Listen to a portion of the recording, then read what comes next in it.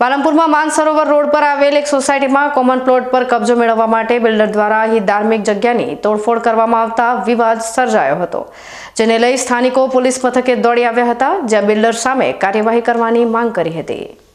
પાલનપુરમાં માનસરોવર પાસે આવેલ ગુરુ નક્ષત્ર સોસાયટીમાં આવેલ કોમન પ્લોટ પર વડ આવેલ હોય સોસાયટીના લોકો અહીં હોળી, નવરાત્રી જેવા તહેવારોની ઉજવણી કરવાની સાથે વિવિધ ધાર્મિક કાર્યક્રમો યોજે છે।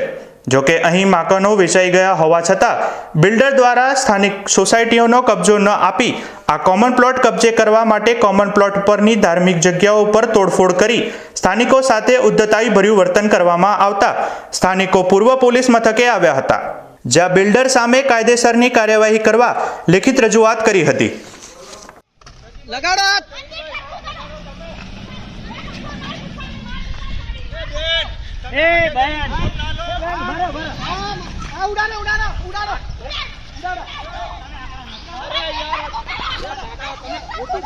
सौ नंबर फोन करो ने।